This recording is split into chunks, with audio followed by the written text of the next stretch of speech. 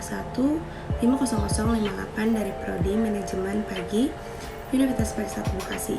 Pada video ini saya akan menjelaskan atau menjawab pertanyaan untuk memenuhi ujian tengah semester mata kuliah manajemen logistik. Pertanyaan nomor 1, apa yang kamu ketahui tentang manajemen logistik?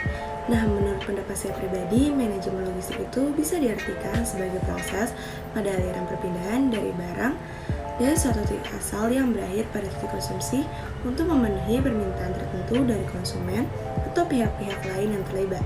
Contoh kecilnya aja nih dari kegiatan logistik yang terjadi dalam kehidupan kita sehari-hari itu kayak pengiriman barang dari toko online ke rumah kita atau ke rumah pembeli harus melalui jasa pengiriman kan. Contohnya kayak JNT, JNE, Secepat, dan lain-lain. Barang yang kita beli secara online tidak akan bisa kita pakai atau gunakan kalau nggak dianterin kan.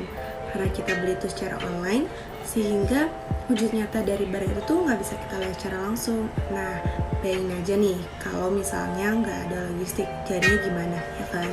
Terus kalau misalkan kita ingin membeli barang dari luar negeri secara online, pasti tuh bakal susah banget kan buat mendapatkan barang itu. Tapi karena adanya logistik, maka kita tidak perlu repot lagi, tinggal bayar, terus nunggu barang itu sampai di tangan kita. Nah, maka dari itu, keberadaan logistik itu sangat penting bagi kehidupan kita sehari-hari, apalagi nih bagi perusahaan. Tapi bukan hanya perusahaan e-commerce saja yang membutuhkan jasa logistik, melainkan hampir semua jenis perusahaan. Karena bukan hanya barang jualan saja yang membutuhkan jasa logistik, tapi juga industri, terus teknologi, terus telecommunication, hingga food and beverage. Lalu soal yang kedua, jika kamu seorang manajer, apa yang harus kamu lakukan jika ada barang yang hilang di gudang atau di tempat penyimpanan?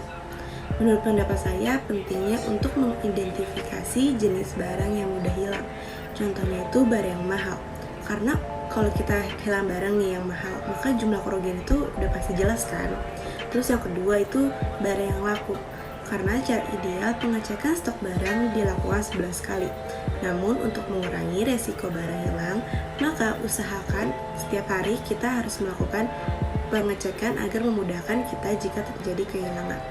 Terus kita juga harus punya sistem keamanan yang lengkap. Contohnya kayak pagar, terus CCTV, terus gembok dan lain. Atau kalau bisa harus membatasi akses keluar masuk untuk mengurangi resiko kehilangan. Selanjutnya nomor 3, seberapa penting adanya fungsi manajemen logistik pada perusahaan.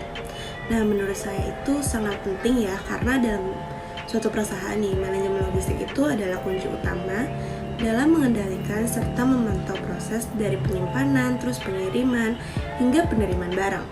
Setiap perusahaan, bisnis, ataupun usaha tentu harus mempunyai manajemen logistik yang baik. Oleh karenanya, manajemen logistik selalu menjadi pertimbangan dalam menentukan harga. Karena semakin jauh jasa yang akan digunakan, maka akan semakin mahal harga yang dibanderol, karena dipengaruhi oleh proses logistik. Nah, contoh manfaat dari logistik bagi perusahaan adalah lebih efisien. Dengan sistem logistik yang baik, barang akan dikirim dalam waktu yang tepat dan akan sampai dalam waktu yang tepat.